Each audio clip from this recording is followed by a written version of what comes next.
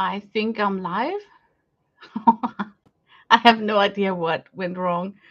I just took the time to reset my computer and then just start all over again, like nothing happened. But I think I'm live now. Oh man, look at the messy desk. Yeah.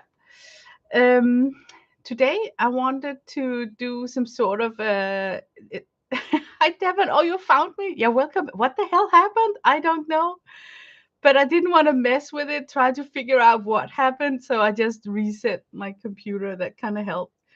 By the way, do you know the joke about the computer geek who's in this car and the car won't start? And then he says, how about it if we all go out of the car and in it again?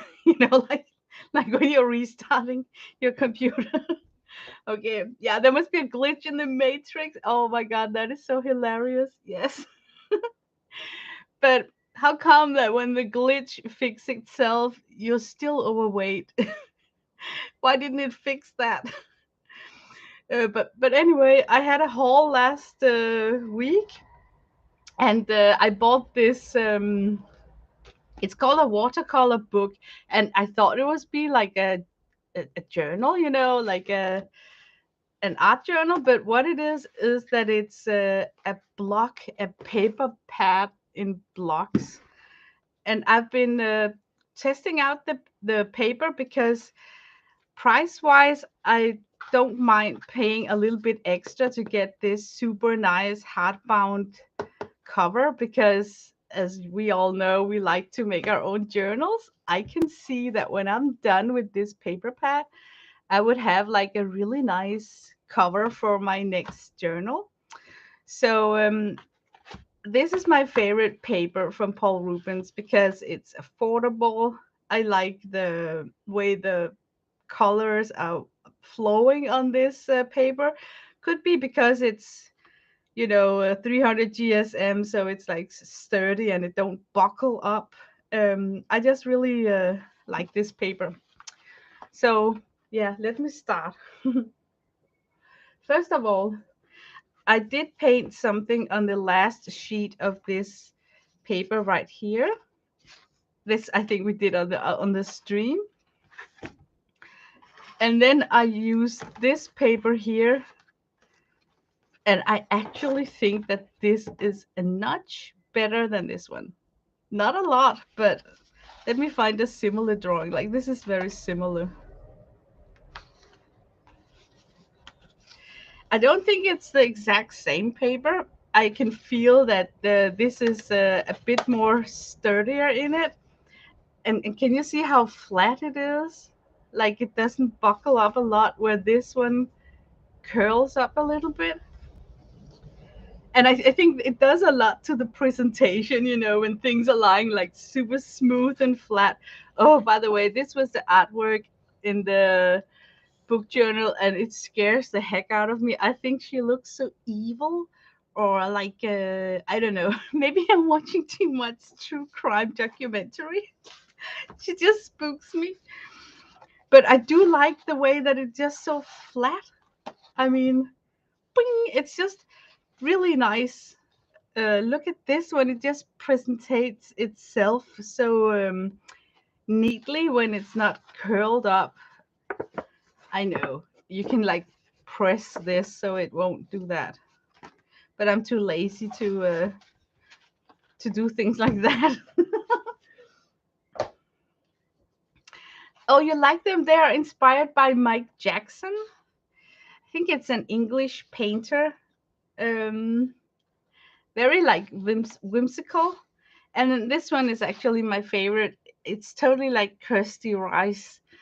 I mean, don't you think about her when you see this? Oh, I like it so much. Totally Kirsty Rice. I think why I like this one is like you can see here, I'm working with a very muted background, and I did the same for this one. So it kind of collects it and makes it look so much more finished, like a poster or something.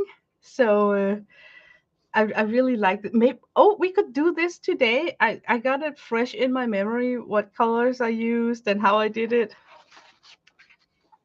Yeah, but I got something.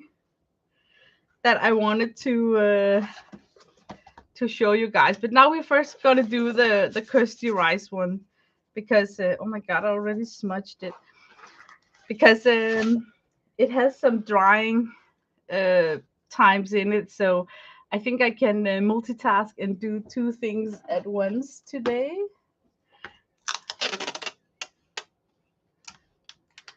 Okay, I love that etched tape trick. I think it does a nice finish to the completed drawing to have that tiny edge.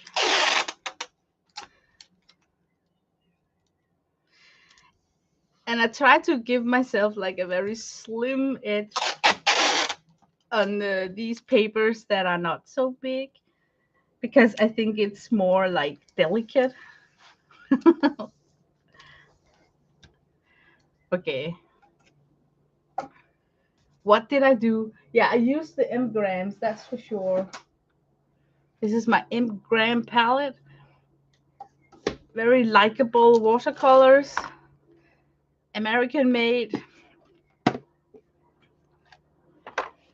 So I'm kind of, you know, using up this palette, so I'm a little bit frugal with it at the moment, which is stupid because, yeah.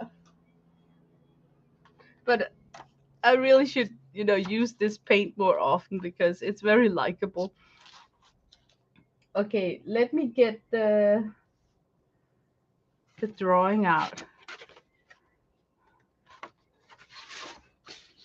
Okay, why I think it reminds me so much of Kirsty Rice is because it's like a floral thing. But what I think I should do differently on the one that we're painting today is that I should give myself a dark here and maybe add one more flower or two more flowers. So because this is like one, and I don't know if it makes a disturbing composition, but if I make like a bud and then an extra flower in the background, I think we can get a little bit more out of this composition. What makes this beautiful in my eyes is the use of very dark colors right here. It immediately catches your eyes. So I think I used actually some lamp black mixed up with some maroon and then the alizarin crimson for these dark colors here. And they were applied when it was dry.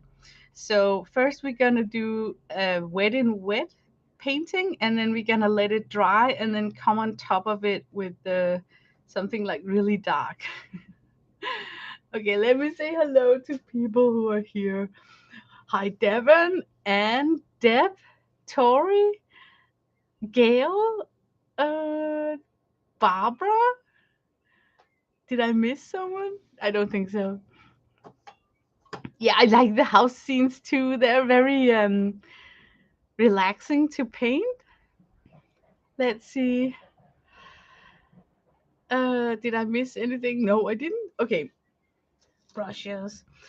First of all, I remember that I gave myself that very blurry total coverage of the background by taking some brown tones, mixing in some blue, and here I think I will just take ultramarine, and then it gives you this kind of grayish, like a warm gray color.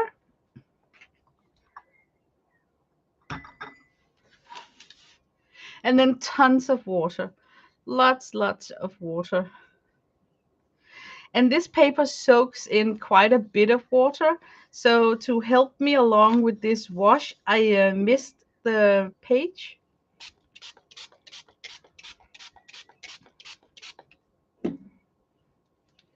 I didn't even turn on my light. Oh my god, I'm so unprepared for this stream today. Okay, and then I simply just coated in the whole page. And it's a very, very light coat. And what it does is that it just gives that very transparent framing of the whole painting, so that you took the time to put tape on the edges. Now it will really show, because you are treating the whole paper with this light tint of warm gray.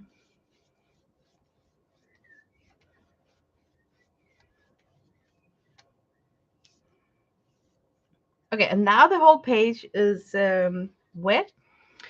Should I think I should make it a little bit darker for the sake of the stream, because if this was just for me, I would stop here. But because I'm streaming, I can see on my monitor that it doesn't really show up as I would like it to be. So I'm just gonna add in a little more darker saturated coat.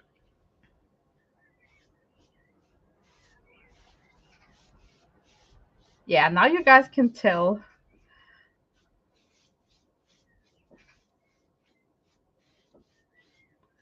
And watercolor does dry up a little bit lighter, so don't be afraid if it looks like a bit too dark. It will dry up nice and light. I don't like those striations. So how can I get rid of that?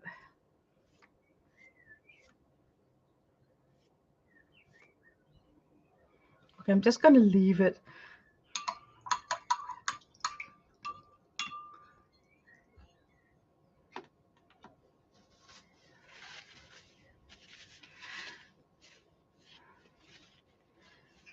Let's see. Firework. Oh yeah, you're having 4th of July fireworks. I hope that you guys are going to have like a super, super nice celebration of 4th of July. Let me see. I'm just taking out different brushes. And I think this one is so likable. Okay, now I want to make the petals of the rose. And I used the quinacridone rose from M. Graham. It's a very likable, almost like coral red, very fresh.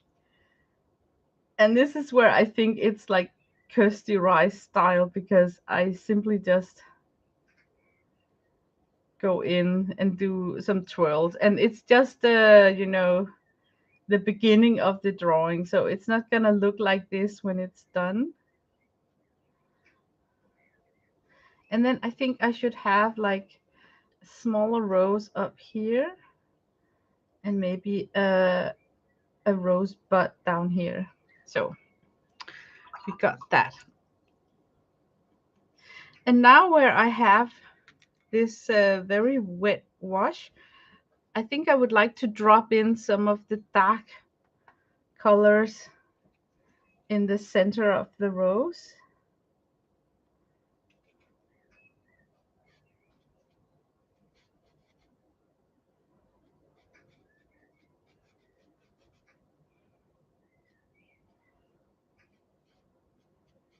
It's just gonna help me later on to figure out the shape of the flower if I already have that dark center.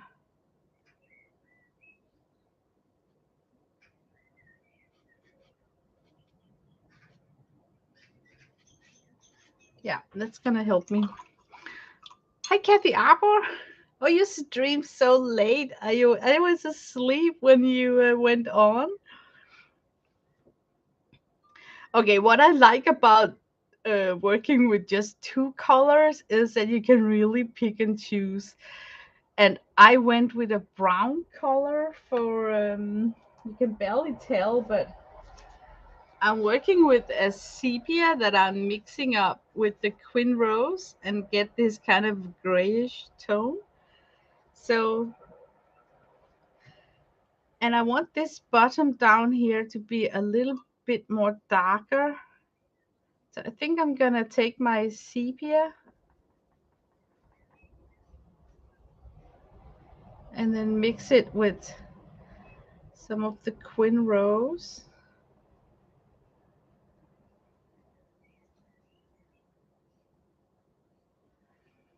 And then I'm just gonna try and make like a leaf.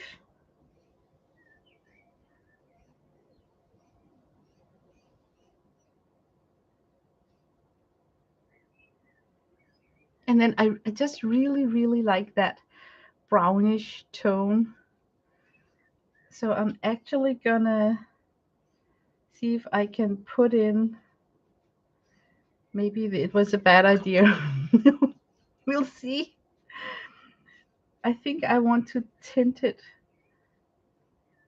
that color.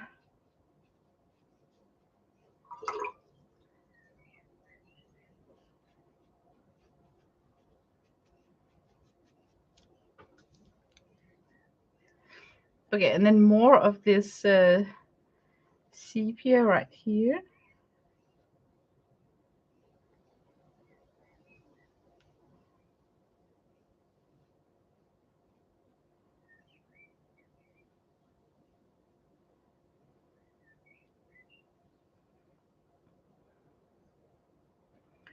And then maybe one up here just to kind of balance it out.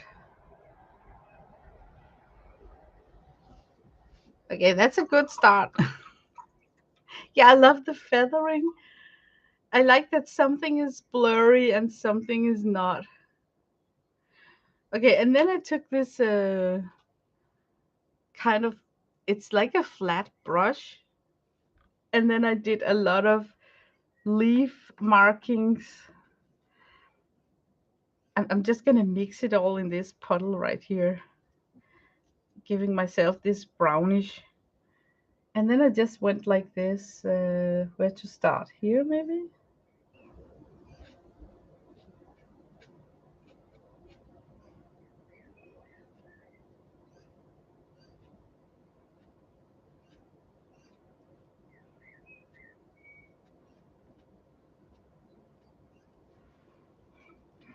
So as you can see, it's like super loose. There's like not a lot of thinking behind this. And I think maybe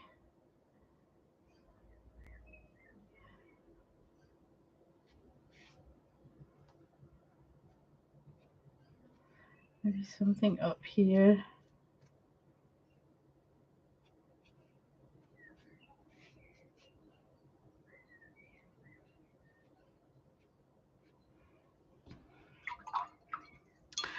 Hi, Laurie.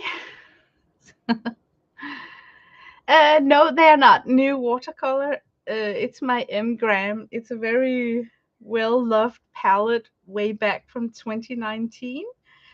But the paper pad is new. It's the Paul Rubens Watercolor book, they call it. And I thought that I would test it out and talk about it with you guys, because what's so special about this is that it comes in this hardback bound cover that I can reuse as a journal when it's finished. And it's gonna contain not so many pages, so you could have it like a seasonal journal. Sometimes I think journals becomes too chunky and too big, and it takes so long to fill them out that it's actually nice to have medium-sized journals that not a brick, so you can kind of picture yourself finishing them off in the near future.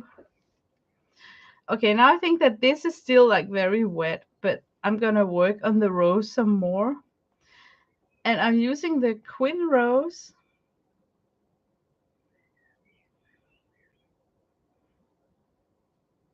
And I actually don't really have much idea of how this botanical thing is going down. So it's like a hit and miss with me when it comes to flowers. But I am trying to think about working in a circle, and then I'm simply just letting my brush do the circle motion.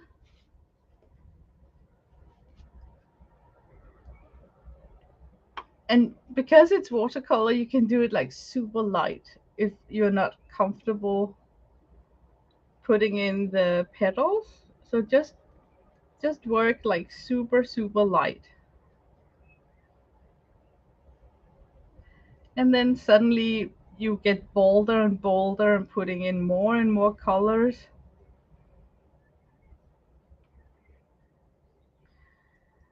So what I'm doing is that I'm just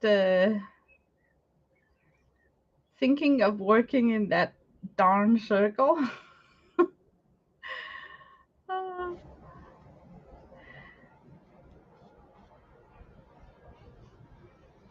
and I don't really have like an idea in my head of how the petals are lining up, but I do like if they are overlapping each other.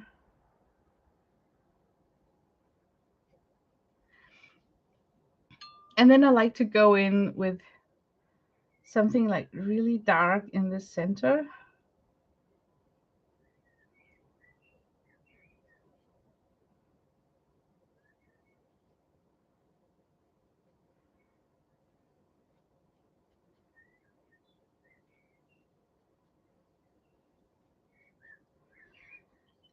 And I also like to let it dry in between my layers. So I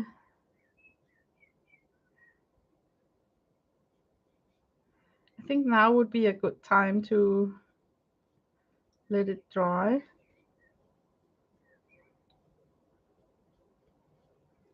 Okay, stop fiddling, stop fiddling. Okay, I stopped fiddling. Lena, do you like? Hi, Lori. um, do you like watercolors best? Yeah, I think that is my medium. Yeah, but when that's said, I also like to mess around. Like, can I show it? Do we have? Okay, I'm just gonna make you guys totally dizzy if I do. But I'm working on an abstract acrylic at the moment on the canvas.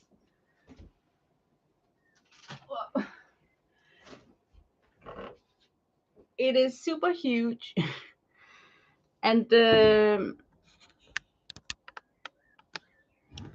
well, I just started it, and eventually it's gonna turn out to be like a night city light with a lot of neons on a red pavement.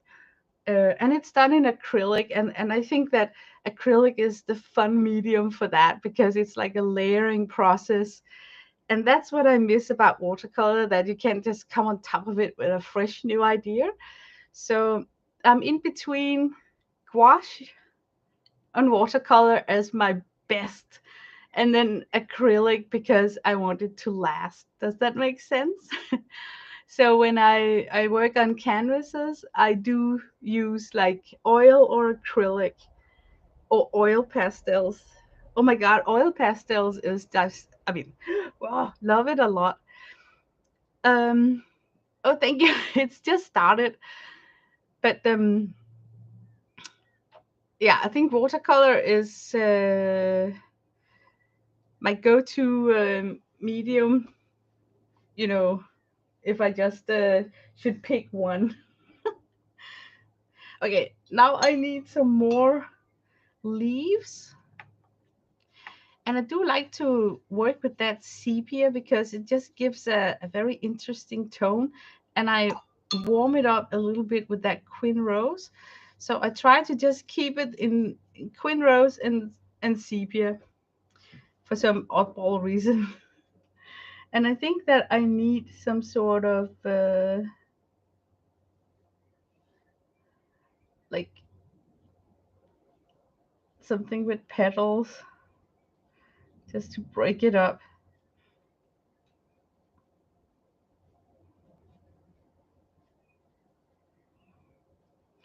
And now it's like super wet still, and that's very likable. It's very heavy down here, so maybe I should go up here with just a small one.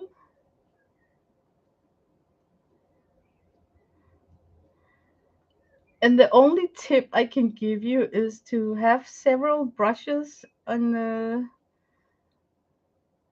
ready to go, because if you switch up your brushes, like I have different sizes, all these petal things will take a different look to them. So it won't be like the same generic stroke. Oh my god, can you see, can you tell that I can barely talk and do this at the same time?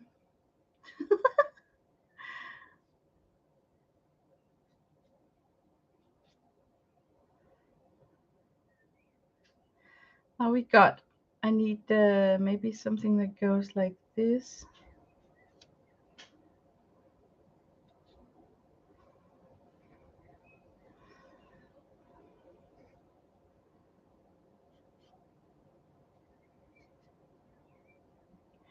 Okay, now I got that very dark brown. So I think that I should do something more with that dark brown to make it more inviting. So how about if I try and make some more leaves? Oh, I hate the, maybe just some small ones.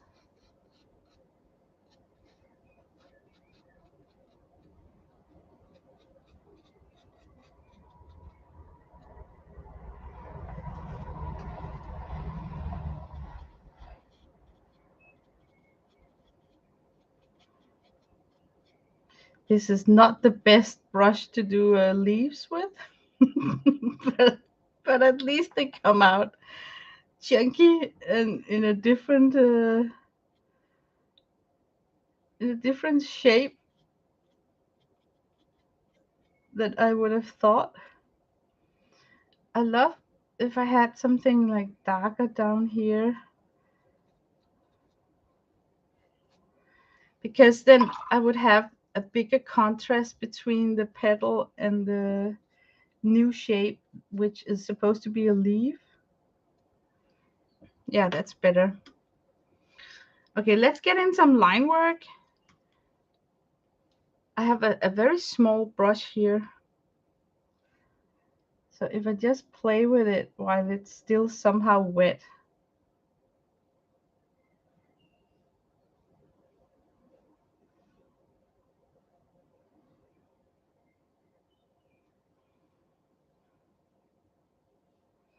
But so far, I don't know if you can see, there's like you can't do anything wrong. It's not like there is a reference picture glooming in the background saying like you know, like, ooh, that doesn't look like the picture.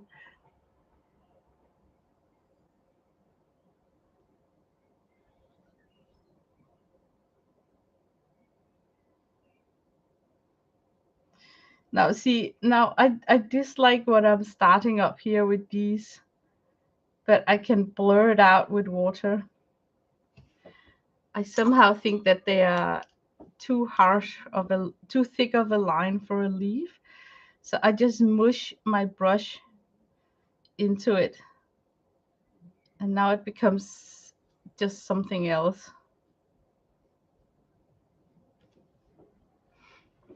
Okay, now for the fun part, which is I take a little bit of black, and then I go back to this puddle I have right here and invite it in. And I love doing these twirls. Check these out. They're so fun to do.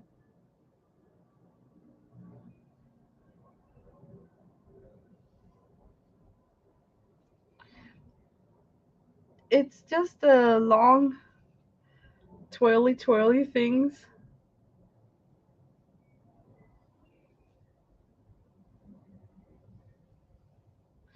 And the wetter your brush or your liner is, the easier they kind of glide on the paper.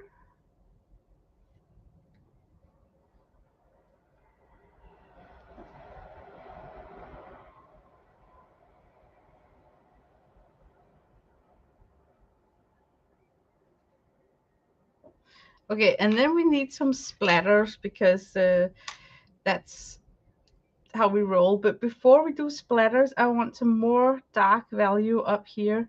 So I'm gonna go in using the alizarin crimson, which is like a bit more saturated than the crimson rose.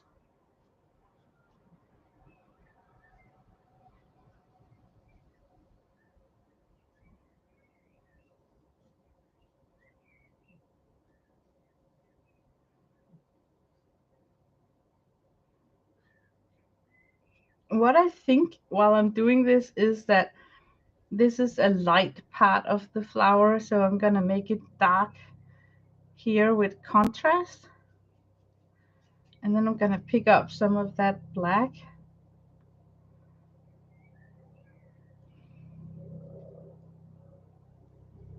You don't have to reuse your palette constantly, but I just like when I'm picking up from the same puddle that created the surroundings. I feel that I also want some carving out right there.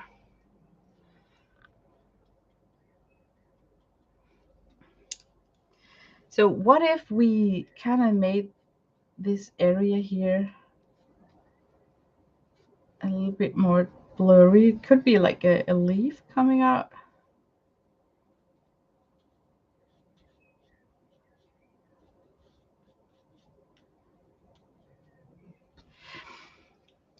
And then I need to work on the bud and the petal. Are you guys still there? Uh, let's see. I see heads in most of those palette boxes. No, I do not see dead people. What does somebody see something in this?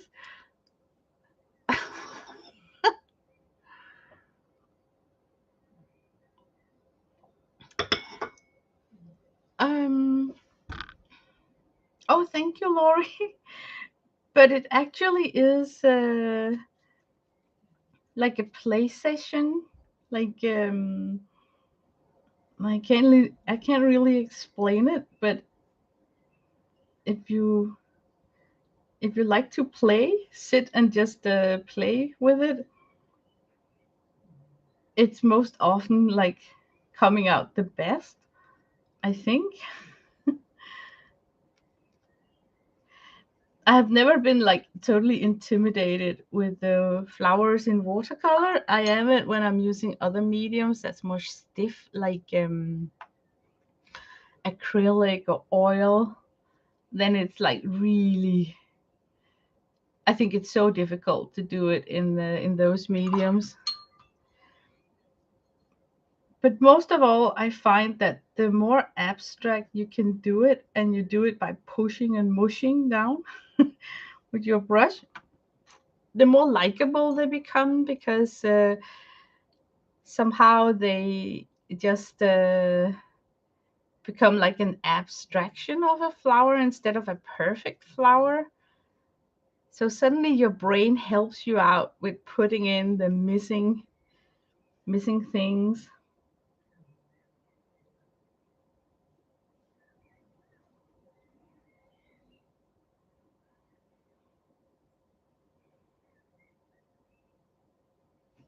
Okay, now I've got like this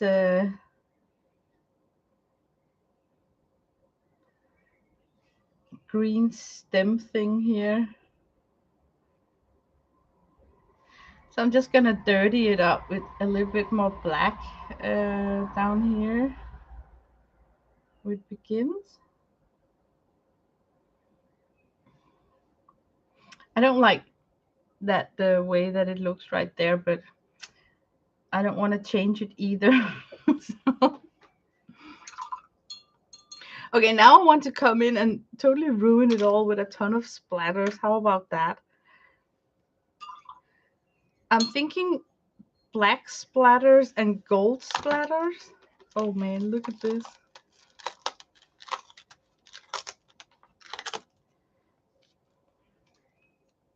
There are two stages of splatters. There are the ones that are feathering out because the paper or the paint is wet, very likable. And then there's like splatters on dry paper where they form these like round, just like enamel dots. I like both types.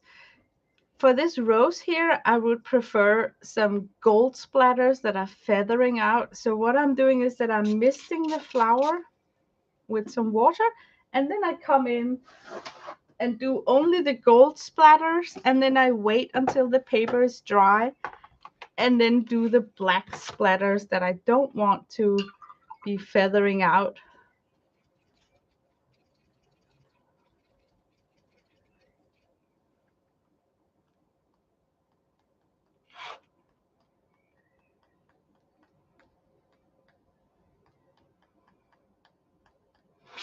I even want to mist it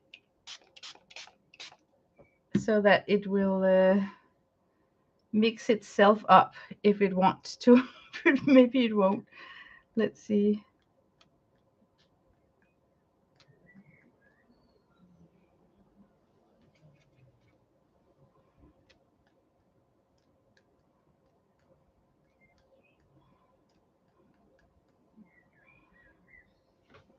I don't like that it landed like too much. So I'm gonna go in and disturb it with the brush.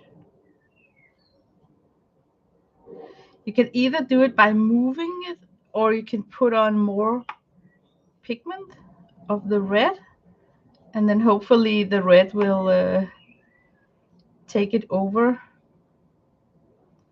But what I'm going for is some sort of a marriage between the red color and then the gold dots. So it kind of looks like it's like it bloomed like that. Okay, now it needs to rest before I come in, because if I do the black dots right now, they will all like feather out and it doesn't necessarily look that nice. But I think because I can't leave it alone, I will try and do some of these white up here maybe.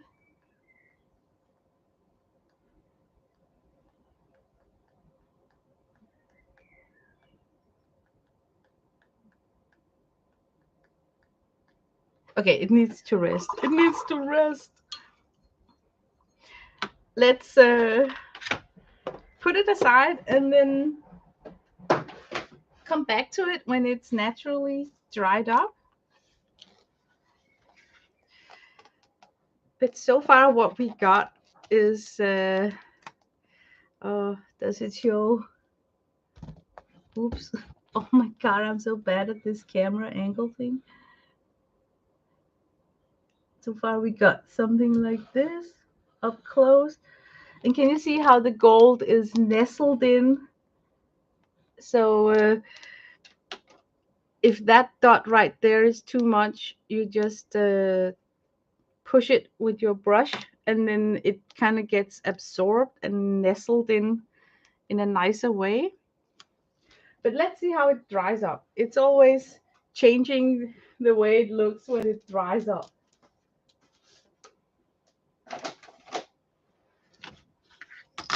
Okay, guys, I got a plan for today, and I don't even know how to explain it. I have not practiced it, so what I'm gonna do today is the first time for me. So hopefully I will do a lot of faux pas so that we all can see what not to do. but the idea behind it is awesome. So hopefully it will work. Okay.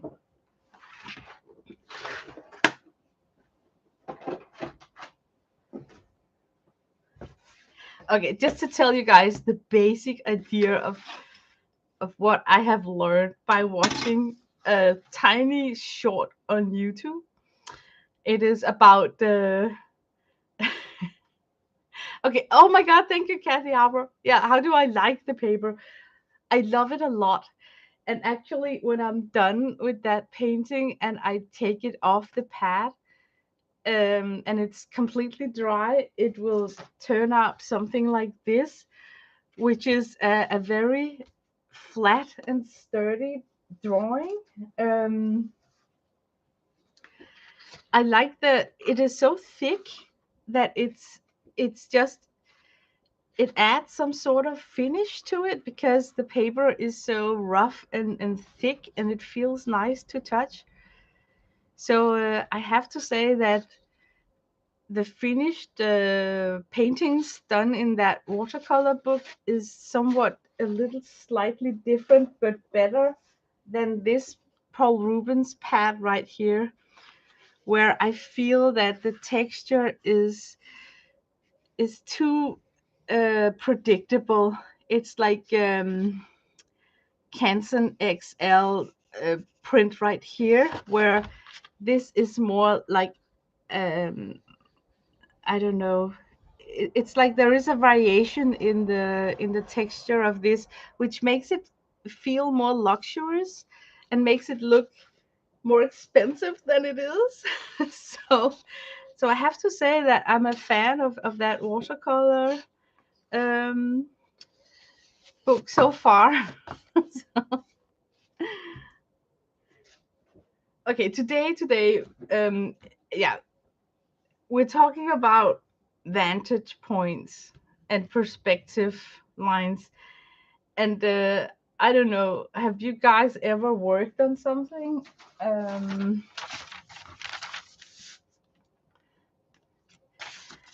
let's say that you're sitting here and you're drawing a sketch, but your problem is that your vantage point is out here, outside the paper. So everything you do on this sketch is kind of lining up toward this area. And when I'm sitting and sketching, sometimes this area is a letter on my keyboard. You know, I got my keyboard right here. But that means that I cannot move my paper because I constantly have to line up to my keyboard, you know, and I need these long rulers to get it straight. I think we have a solution for that today. Check this out. If you take a chipboard like this, and then you take an elastic band, and then you scoot in the elastic band to where your horizon line vantage point is, and then you put in a clip. And this is something that I saw on a YouTube short video. So now you can move this from side to side. But guys, when you put in your paper into this, you can actually have that dream scenario where your vantage point is off the paper, but you don't need to fuss with rulers or anything because you can simply just slide with your clip and get the line perfectly toward that vantage point up there. So what I'm thinking is that if I have to make this work, I would need some line work on the edge right here, so I know that I slit this towards, like, let's say a blue line. So if I have to mirror this line on the other side of the paper, I can quickly, just by looking at the color, see that I have to aim for that blue line. So I think to make this a useful tool, that well, I would take my T ruler, and this is my template, and then I will start You have seen this using a thumbtack and string. Oh, okay. I hope it works. I've never tried it before. This is chipboard from the backing of a watercolor block, watercolor paper block. So I know that these edges are like totally square and symmetric. There's like 90 degrees in the corners. So I feel comfortable just using a T ruler and let it rest on the edge. And then I can slide it up and down. And I think that I would take a bunch of Sharpies in different colors and then start putting in a lot of line works. And I don't even know if I ever gonna use these lines, but I'm hoping that this is going to be like a versatile tool. And if you were like really going towards this in a more mathematical way, you can actually measure out the distance between all your lines. So, but I'm not gonna do like that. I just need a bunch of colored lines. Whoops.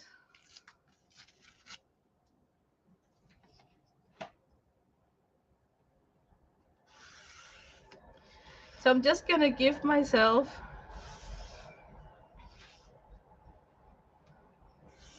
a bunch of lines, and my mind is spinning like a freak, like what to draw. There is a generic forest you can draw, you know, when you're looking up. You're lying down in the ground of the forest, looking up towards the sky, and all the trees will have that angle up towards the sky. That's a very like common drawing to make with these perspective lines. Okay, let me see chat. A rubber band and a paper clip. Yeah. uh, how do I know what my perspective what my perspective should be like? I think I'm missing the concept of how it all works together or something. Oh, okay. What I'm talking about is more like a vantage point. Like there is this fixed point way out in the horizon. So I'm standing on a road. Oh my God, a road is just a perfect example. You know what? Let me finish up these lines and then we're gonna do exactly that. Draw a road, having a vantage point that's off the paper.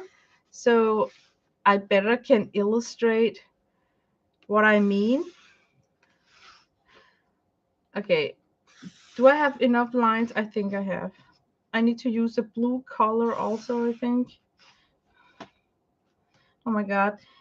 These Sharpies, they smell so nice. I could get addicted just sniffing them. See, I haven't used the blue, so I'm just gonna use that one. Oh, it's very sheer. Maybe I have like a darker one.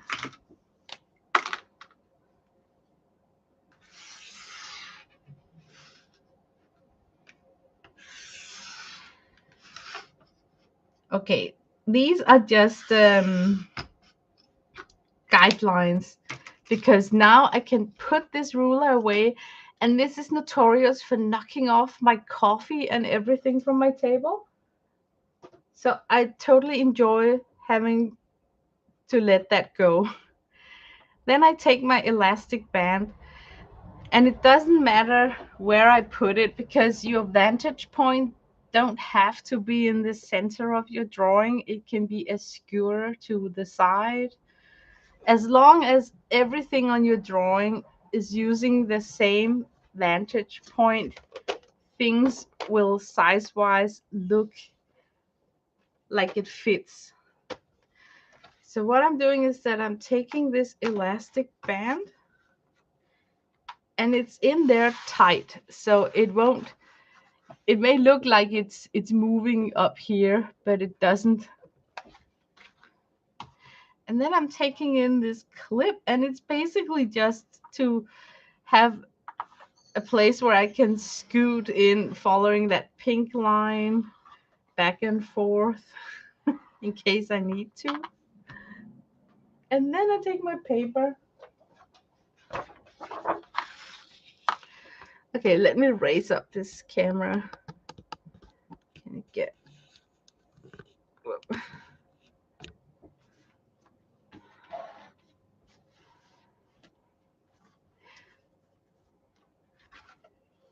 Okay, it's not like completely down on the edge of this chipboard, but I'm gonna keep it there so it can stay in frame of my video. I let it line up to this line down here, and I think I would use some tape because otherwise I would move it around. But at least now I know that my drawing is lining up to a straight line. So if I make a horizon line, it would at least be straight. Now my paper is taped down to the board, so the paper cannot move around. If I want to draw, and I think it's such a good idea to sketch out the scene with a street view, I want to draw like I'm standing here in the middle of the street, and then I'm looking down, like imagine like this guy standing on the street, right?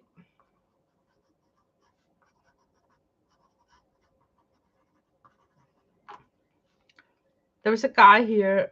Can you see it? I'm just gonna do it like sharp.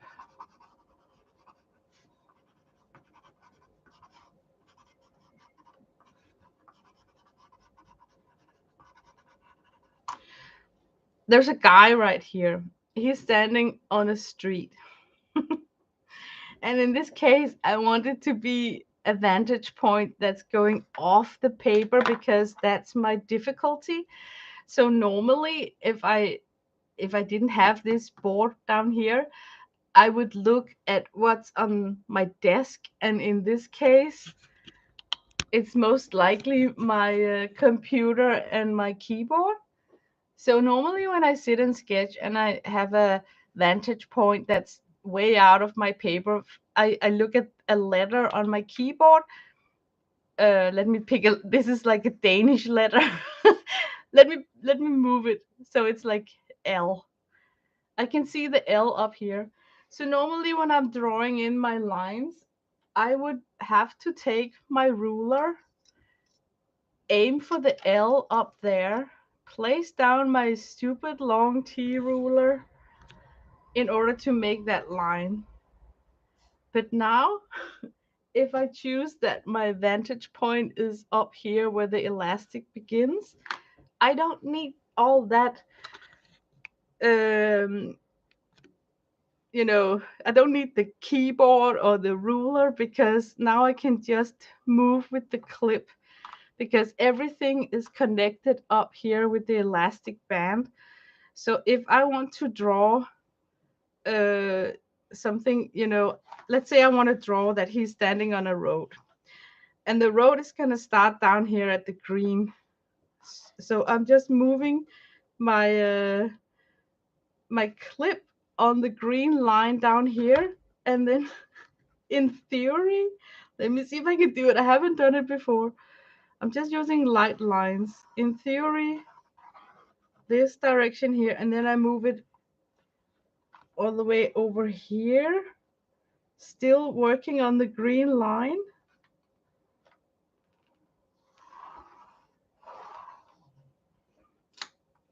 So in theory, these lines right here are both aiming towards my vantage point up here. So what you can use this for is, for instance, if you want to place something on this drawing. Let's say that I wanted to place some buildings on this, But before I do so, I think I would figure out with myself, where is the horizon line? I think I would follow this green up here, or should we have it further down? And then I have these colored lines on the chipboard, so I can line up my ruler. I don't even, this is like a long ruler to use, but I could take like a smaller ruler, as long as I can line it up, and then I can get that perfectly straight horizon line. And then I don't need those lines because this is where the sun is, for instance. So I'm just gonna erase these two lines here. Oh my god, I feel that I'm doing a terrible job explaining this. It's one of those where you should just put on music.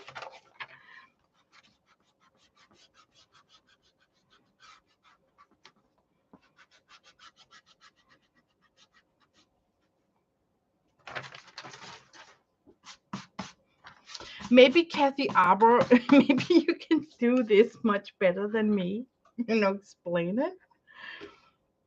Okay, now I want to have a, this is the road. I want to have did I move this? Oh man, I did.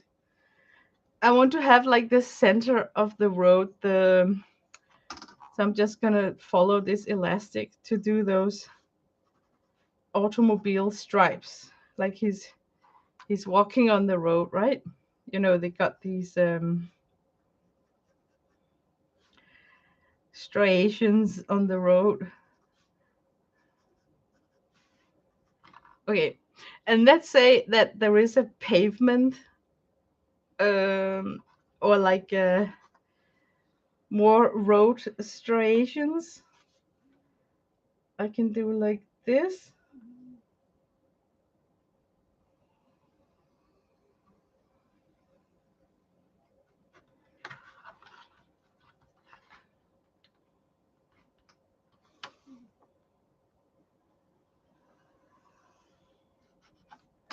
And then I sketch them in. And what's so cool about this is that the distance up here is much smaller than the distance down here, because you are close to this line up here and it has to narrow down. So that's what the giving me issues normally when I sit and sketch and draw, is to get those lines in correctly. I can't speak, man. Okay, I'm just gonna, I don't know how much I should tighten this up, but can you see how you can actually just come back with a ruler and then get some real straight lines out of this, so that the elastic is just going to be for your soft sketch lines before you marry it down with a more where you push down on the graphite.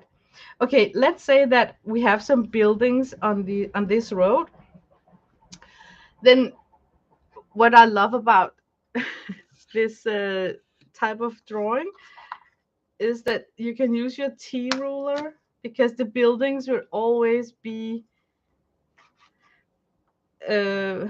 parallel with the bottom of your drawing. So I can say that here I got a building, and then I want a building right next to it. So we're going to make like a cityscape, right? And the further away the building is, the less room there is between them.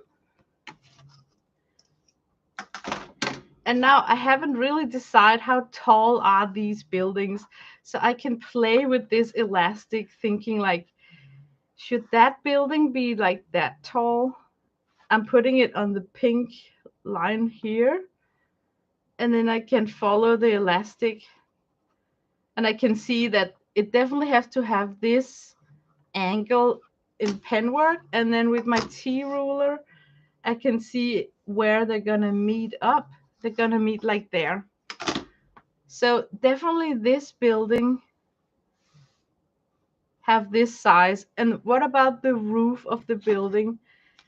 Just like you use the T ruler on the bottom of your, on the ground level of your drawing, if you want things to be uh, horizontal, you get so much given.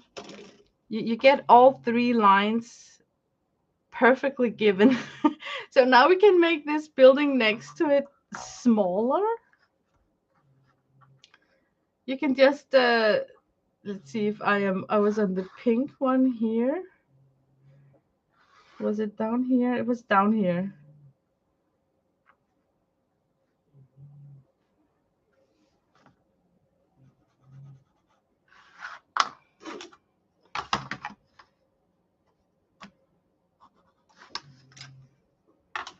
So now you have like the perfect um foreshortening of the buildings, all following the same vantage point way out in the horizon. I need something to drink now. Okay, I am sorry for really being an ass explaining this, but I'm learning it right now with you guys. I have not tried it out or tested it out before I stream, so I haven't really made up my mind of what to say about it. Okay, it's called 2 point perspective. Okay, but maybe Kathy Arbor can, if you want. I won't push you to do it, but I bet that you would be much more better at explaining what's going on here. Bye bye, Gail. Have a nice weekend, and thank you for coming in.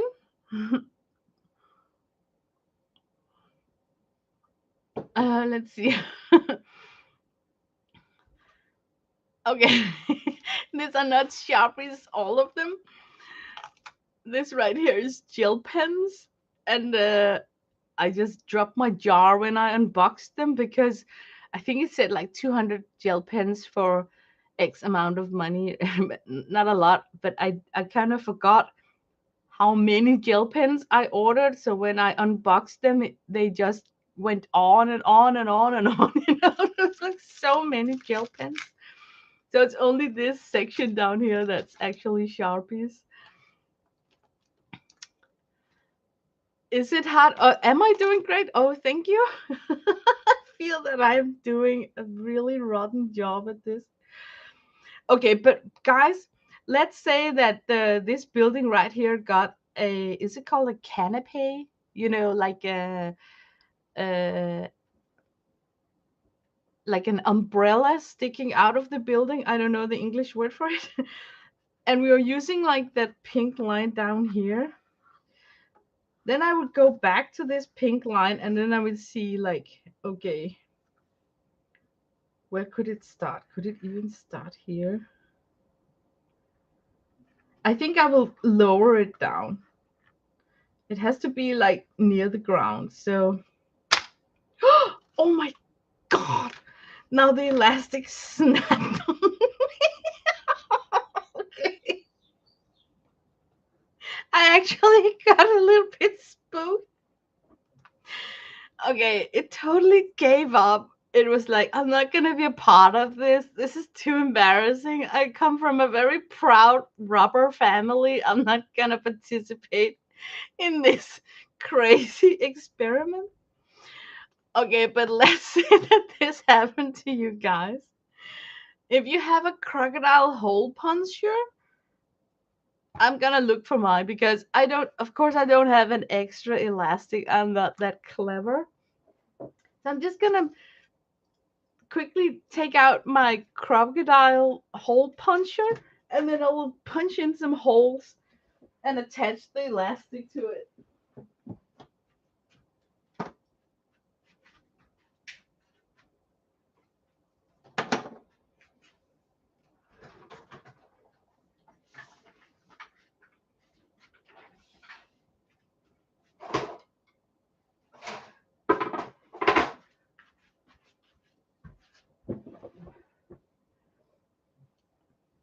Okay, that was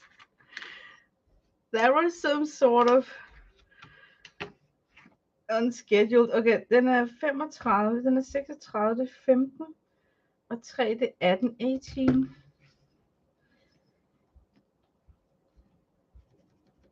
Okay, 18 centimeters. Yep, I'm from Europe, so we do the centimeters, and the meters is the center of this chipboard. So I'm just measuring it up so that I have like the correct. This is gonna take so long.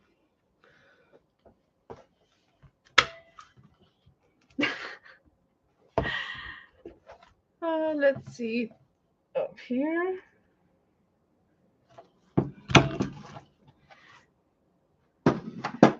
Okay, now if it can escape now, I mean, that would be like really weird. Should I change elastic?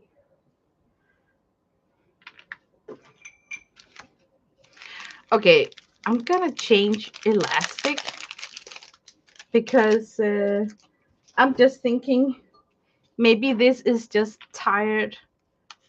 But this can hold up your pants forever, ever. So why wouldn't it be able to do this? Okay, I don't want a knot underneath my table, so I'm gonna make the knot above the chipboard so that I don't have a annoying high profile knot underneath my drawing board.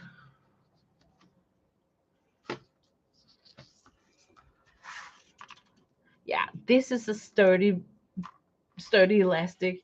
It's not gonna go anywhere. I even think that I can tighten this up quite well without snapping it.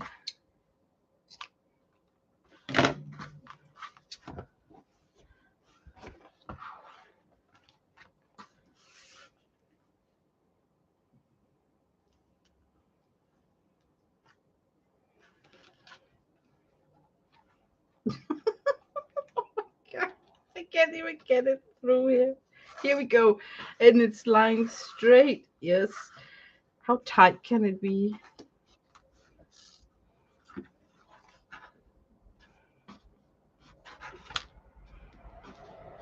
Yeah, if I do like this, then it's not so tight that it won't effortless go from side to side, but it's not so sloppy that it will be annoying to try and sketch next to it with a pencil.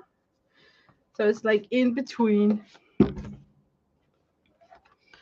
Okay, oh God, I wish that I had like a very tall note to self. I should have taken a chipboard that was not like this big, you know? Okay, here we are. If that pings, it will take any eye out. Wear protective glasses. Yeah, this is retired. Oh my goodness. Let's see. Knicker elastic. Yeah. Buffet pants worthy elastic. And let's get this clip back. Okay, I wanted to put in canape. I don't really know the English word for it, but the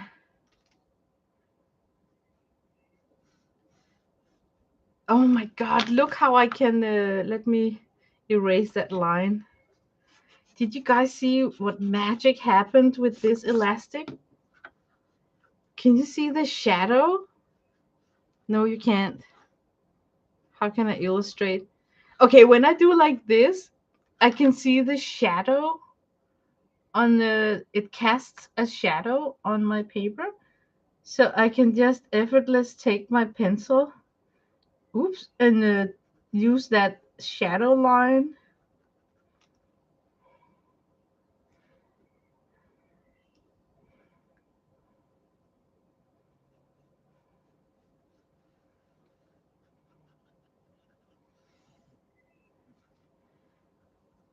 Okay, that was like really vague.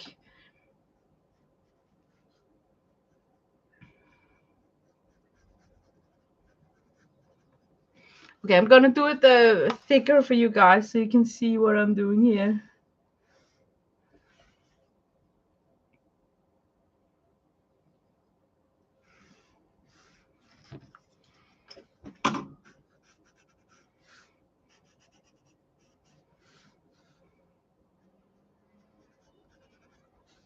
So what I got here is the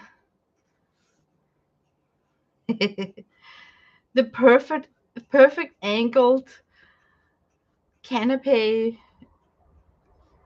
on this house right here, and it's going all the way up here.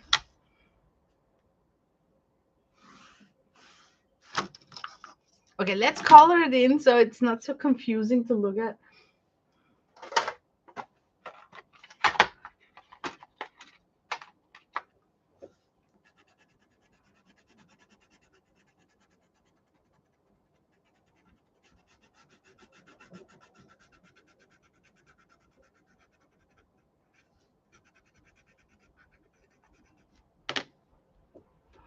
Because we're having like lines on lines, so it can very easily be confusing.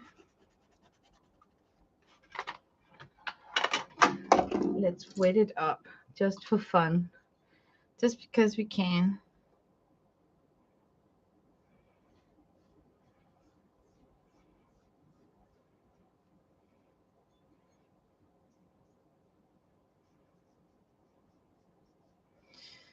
I'm thinking that it's like a sunset.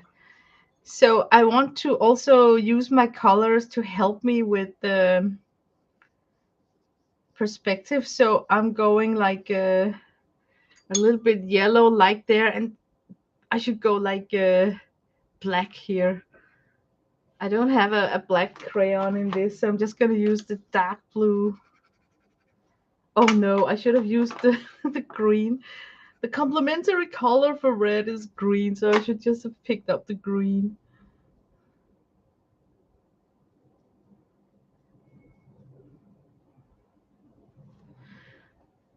Okay, so here we actually have. Hi, Caber. I think you will regret jumping into this very chaotic explained stream.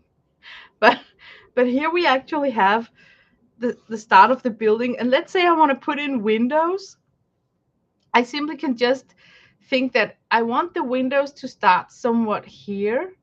So I'm just gonna scoot this elastic over to that point, and it's gonna give me the exact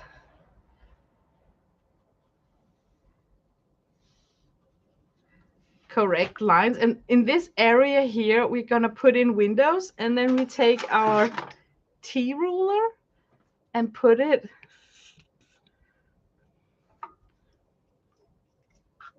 down here, because it will help us to decide how many windows. We're gonna put in 2 windows, and they're gonna be like a little space in between. Oops, I scooted it. A little space in between the windows. And now you're thinking that that doesn't really look much, but let me color it in with color, and then you can quickly see how what I mean. I don't think, should we use this one? Okay, we're gonna make the, no, I don't like to use this one. I want to go with watercolor. Watercolor. Look, I tell you guys, watercolors are the fast with a lot of things. This building right here is going to be brown. Everybody can see this brown color right here.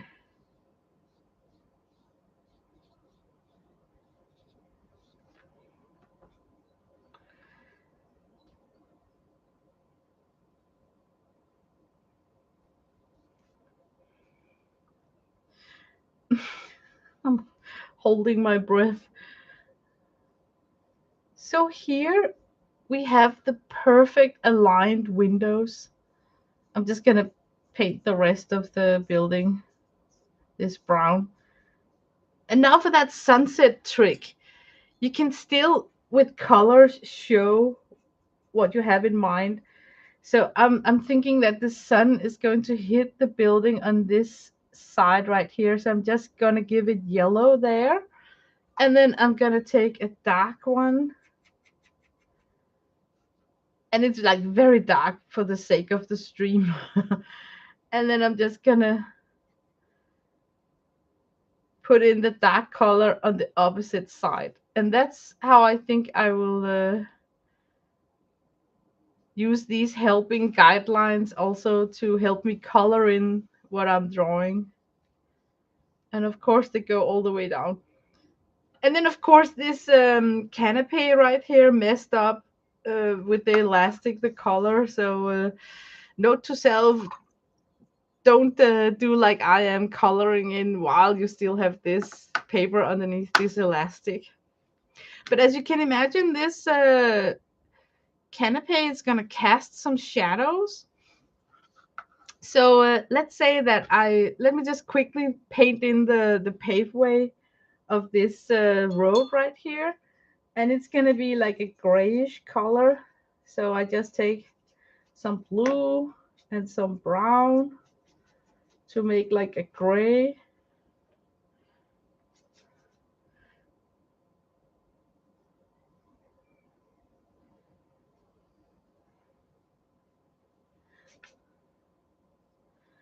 We're painting in the road now, just the whole road.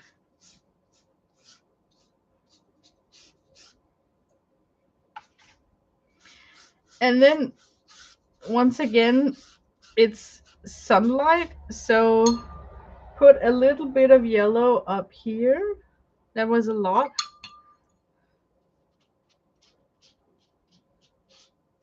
Drag it down.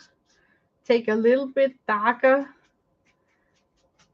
for the bottom of the drawing. Drag it up. And so you will get that illusion of the sunset still. Okay, let's say that this is dry. I'm just going to dry it.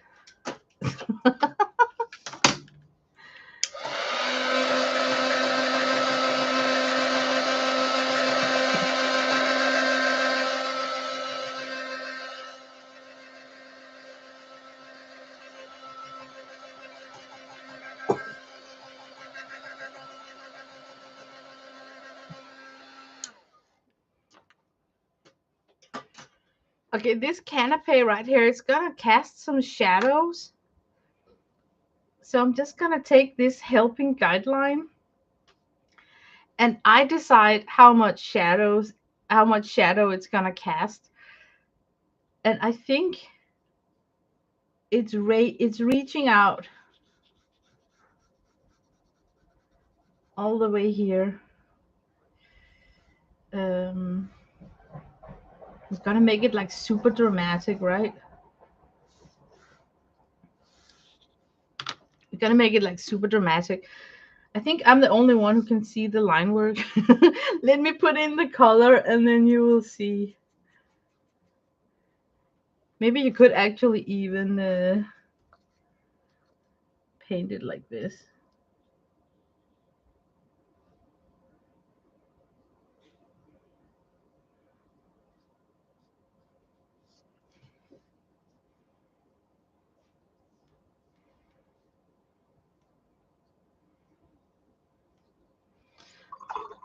And then feathering it out with just wet water.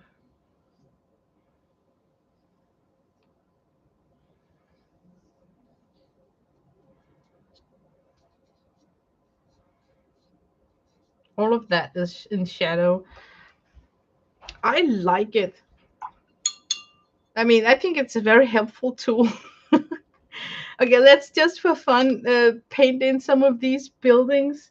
So in the drawing, you can see more of the line work done.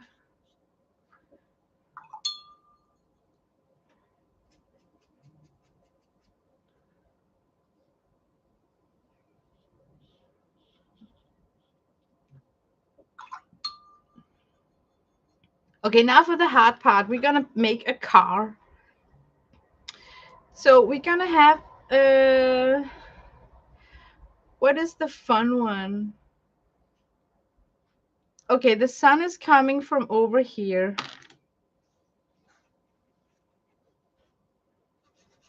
Like up here is the sun. So if we have a parked car right here, it will cast a very dramatic shadow. Like, yeah, it just would. Okay, a car. I'm just gonna make like a very square boxed car. That's the most easy part for me to draw. So I'm just, for starters, gonna start by making the rear end of the car. And then we got the tiles right there and the plate here. Some lights going on. Okay. For the roof is gonna be like another square, like the rear window. I'm just gonna move this so the elastic hit the tip of the of the end of the car. So it's gonna hit like the tip of the end of the car, and then I know that we have a point up here where that could actually be, they could actually meet up there. Then I'm gonna move it over here up to this edge down here at that tip. And I can see that I got some lines going that way. And then I'm gonna move it to the top of the box and see that we have another line going that way. Oops. Okay. So we have a square here. Something can go up here.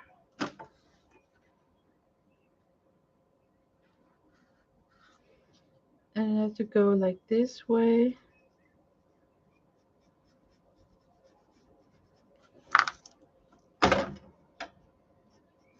Okay, let's put in some rougher lines. I hate doing cars.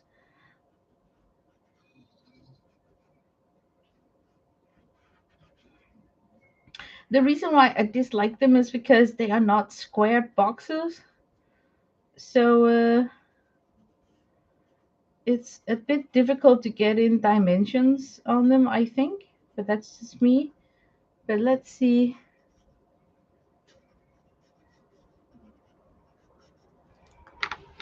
Let's get some color on it to get to get it there. We gotta make a blue car.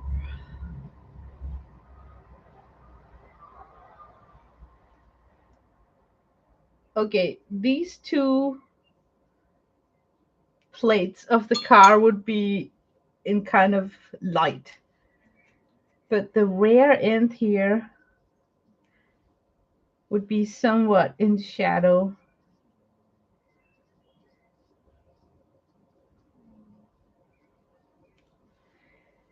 And the side of the car, because of the shadow, will be completely dark. And so would the tires underneath here. And then the window here would be like blurry. And then maybe if we're like really lucky, there would be a little bit of yellow up here. And maybe some yellow here. And then because it's driving that way,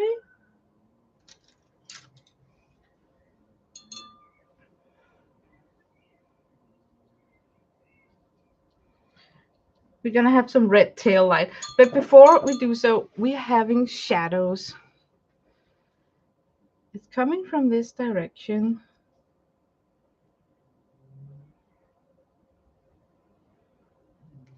Okay, what I'm looking at is this elastic band, because how far out do I want the shadow? I think I want the shadow to go like really dramatic all the way down here. So now I actually have a line where I can connect I can say this here.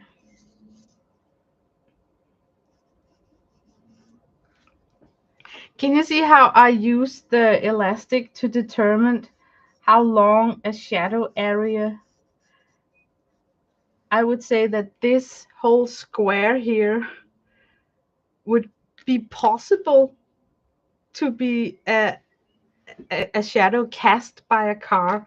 But because this car is going up and down, so must my shadow. So I need to take a chunk of here and then this one here so that I don't have like a squared box.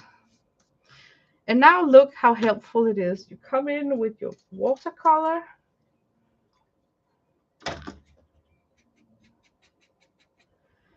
You lay down your shadow, very saturated towards the car and on the side of the car.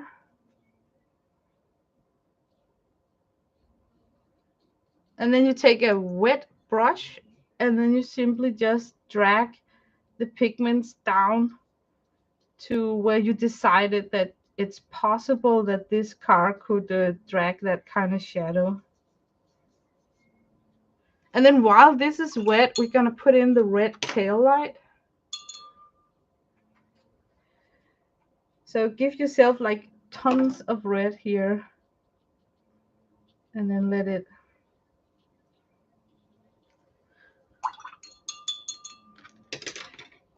But can you see how this elastic, it's very difficult for me to explain it. I feel that I'm doing such a lousy job. But it helped me to make, to determine how the car is directed, because it's very obvious if you draw in the road. Let me just draw in the road.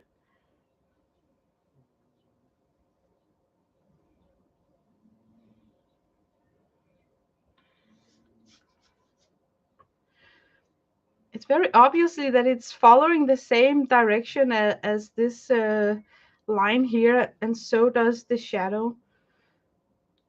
Uh, I I feel it's difficult to explain.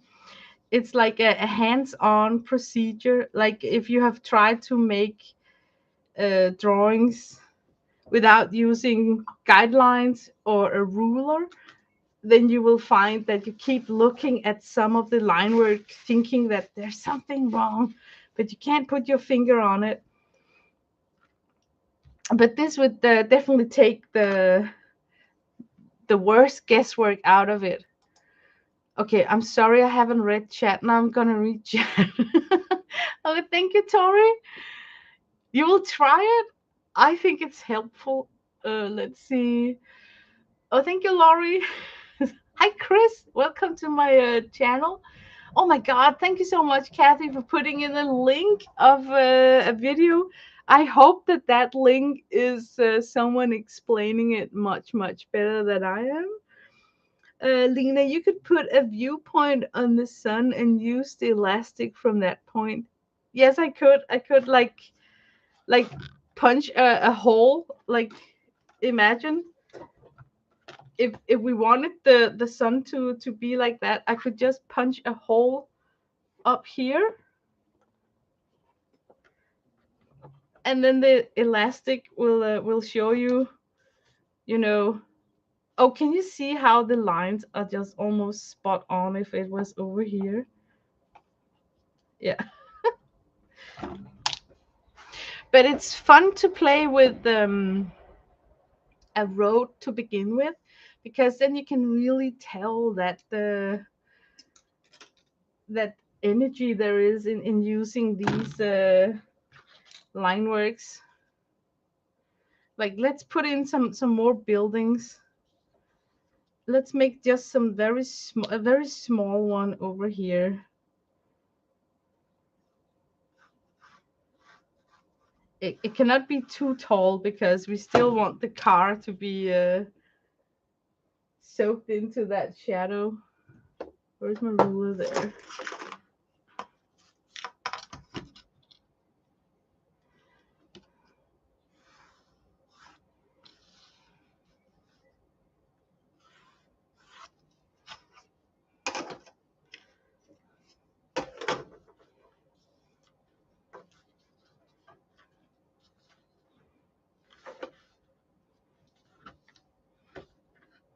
with the roof.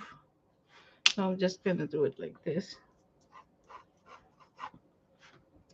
Okay, the building is stopping right there, so it's possible that the sun is shining uh, and still casting that strange shadow from the car.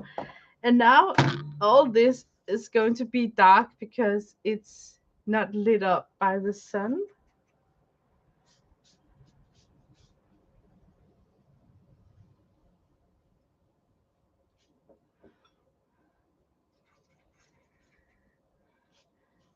And then to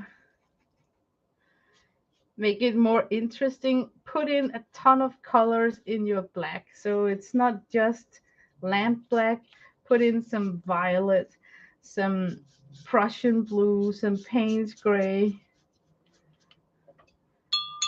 Just mix it up and you will love it even more when it's dried up.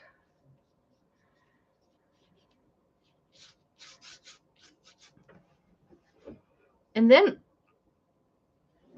we could have like a brown rooftop so we really can tell the difference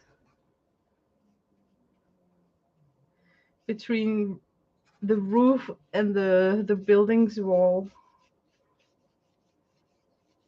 It's a flat roof. Yeah. Yeah, man. Oh man, this is like really weird.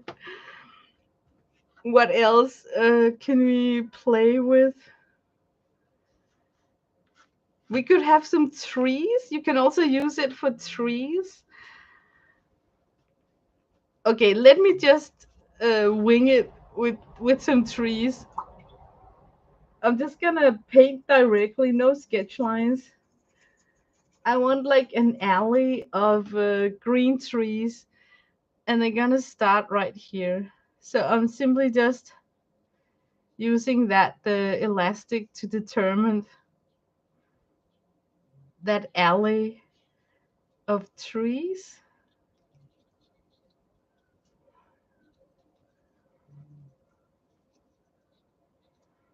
And of course, if they are disappearing outside in the horizon, they're gonna be like smaller and smaller and smaller.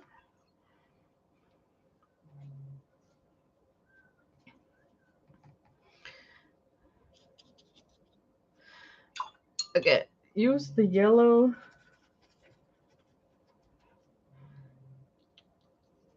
Because some of them are exposed to the sun. And normally you would let it dry, you know, but I'm impatient, so I'm not gonna wait for it to dry up. I'm gonna put in the trunks immediately.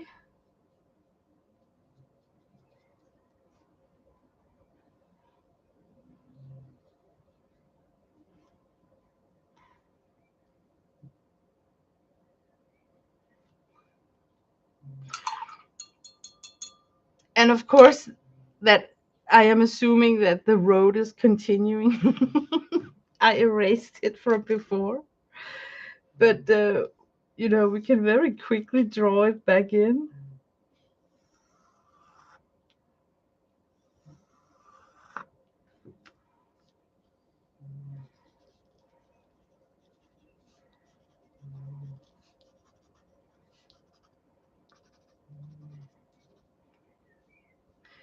And the trees are standing on the curved side of the road. But yeah, what a fun one. Let's see. Yeah, I'm not even sure what else to. Now I'm totally out of ideas. Could there be like a balcony? Yeah, sure. If we had like a balcony.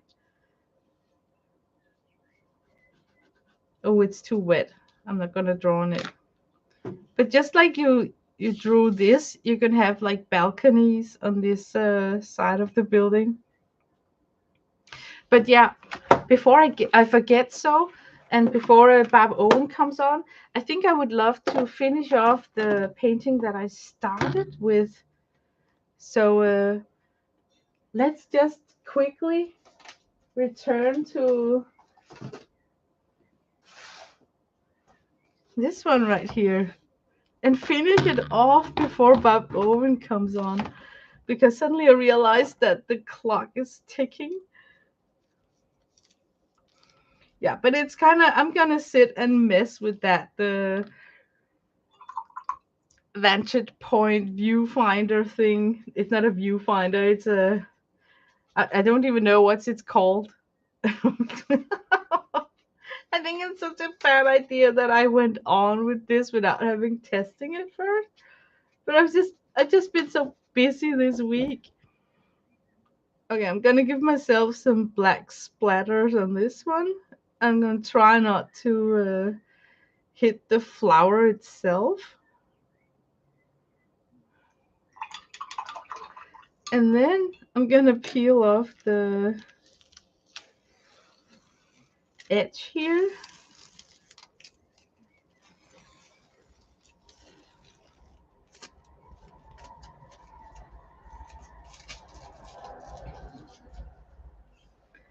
Oh, it's very likable. It's very likable to have that very matte background color to give that extra oomph around that taped edge. I really like it a lot. Oh, thank you, Amber. And oh, I don't remember saying hi to you, Amber. I'm sorry. Hi. So yeah, I really like that texture difference between splatters done in wet water and then splatters done when it's completely bone dry, because then they will just form up in these circle, um, like enamel dots or something.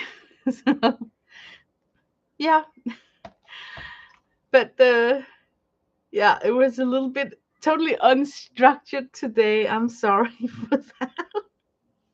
I feel that it was so difficult to explain. I keep wanting to say things in Danish. Isn't it strange? Like when I have to explain something, the it feels like I got this obstacle in front of my mouth because it has to be in English. So, but thank you guys for coming in and just hanging out here with me on a Friday. I'm working on something that's totally collage, but oh man, am I bad at that? Uh, I really could need some help with the collage. I'm trying my best, but it I don't like so much the outcome.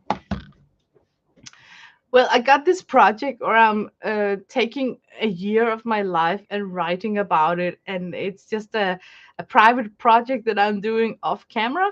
And then I use this book to cut out the years, you know the number, just to get the same font on every of my own pages. And then I decided that, oh, it's such a shame to have a book like this where it's naked guy, where it's been cut up here. Naked kids, even worse. Okay, here winter. It's just a shame to have this book where this is cut up. So I thought, why don't I turn this into a collage book? And then I really like Gorgeous Girl, so I just took a lot of ephemera from Gorgeous Girls and tried to collage with it, but I'm out of luck. I think it's difficult. I found this saying you got socks appeal, and then I thought it was going well with this postcard here that I matted on some pattern paper, and then used some washi on the back here. And I also have a lot of Gorgeous Girl stamps, so I tried to do like cluster thing here. It's not going so well. And then I kept the headline of the original book because I just thought it was looking funny with that on top of my collage. So I'm trying to incorporate like stamps and washi and paper with something. All these corners and stuff is glued on to make it look different. Also corners here. Um, yeah, but I'm kind of struggling with it.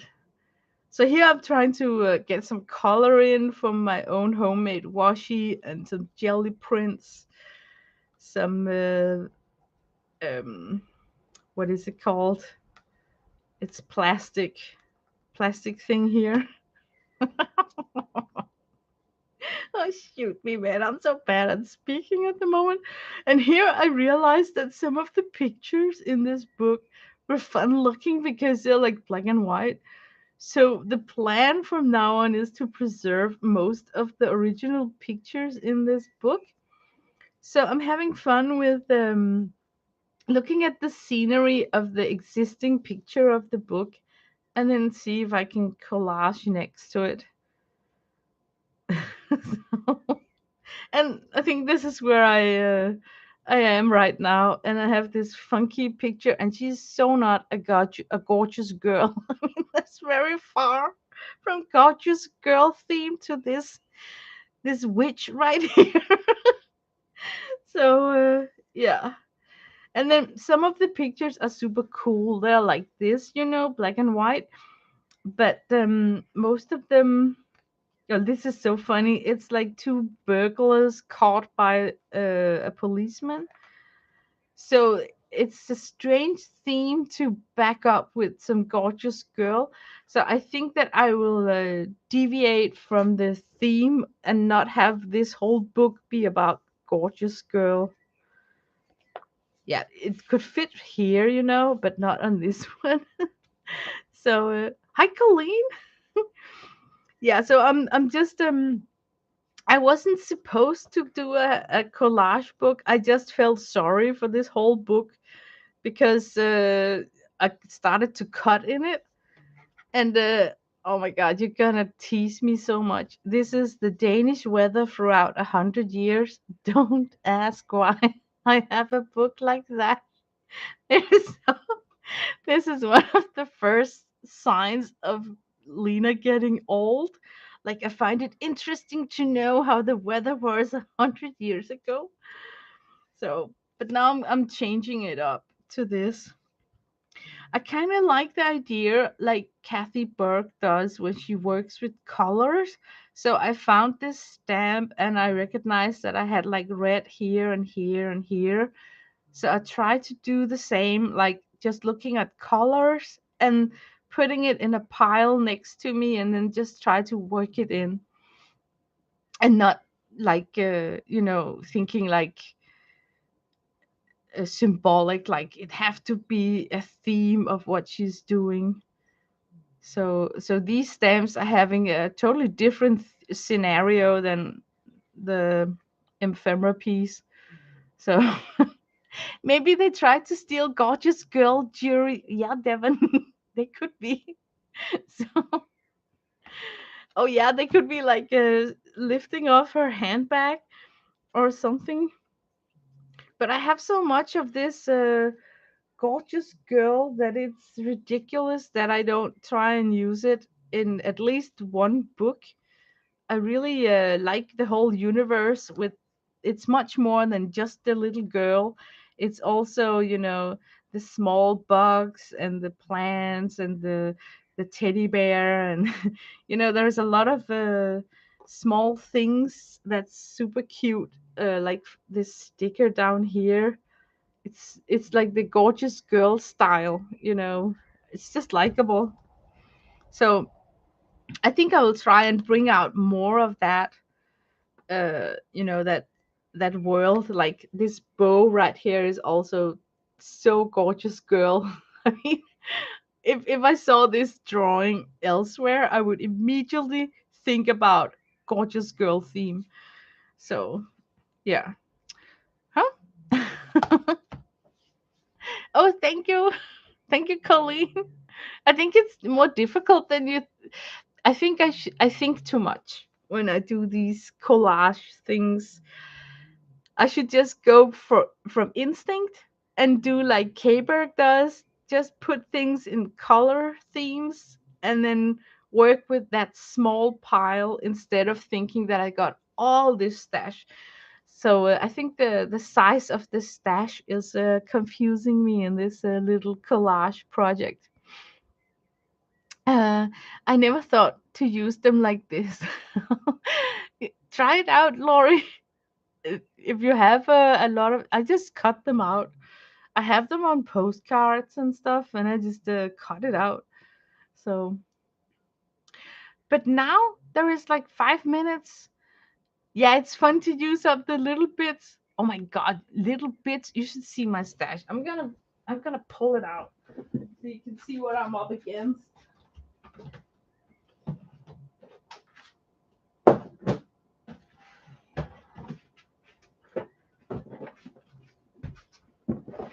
You know me, I save everything, every packaging, anything gorgeous, girlish, and I save it. So I ended up with this box right here containing tons of stuff. Like look at this. This is actually super cute, and it's filled up with all these. Um, I'm gonna call them die cuts. Is it that? Tons of these, and they are just lying here. And some of them I only have one of. So I think that I should present that one image that I have left. Like if I only have like one of this, I think that I owe the image to present it in a like a collage page spread or something. But I save every small item because I really like the carefree universe of this gorgeous girl. And not only do I have these, I also have like a bunch of stickers. Where is it? All of this is paper pad. It's a paper pad from Santoro's Gorgeous Girl. You know, they come in with all of these die cuts. Also, can you see how messy everything is? And Janet would kill me if she saw this. Look, I just got like pile after pile of these. Oh my god. Okay, here's the sticker book. It is so stinking cute. There's a bunch of. I used up a lot of them, but there's still a ton left of cute, cute stickers that I should learn how to collage with these things. Okay, and now you have to ask me, how long have I had this collection? And I would say it goes all the way back to 2011. Yeah, 2011, I think. So more than 10 years I have collected these gorgeous girl things, and they are so cute. They're just so stinking cute. And I love this. Oh, yeah, it's just a lot of cute, cute girls. Oh man. I can't even see chat because this is blocking. Let me see. It's almost vintage. Yeah, that's right. It's almost vintage. So I should use it.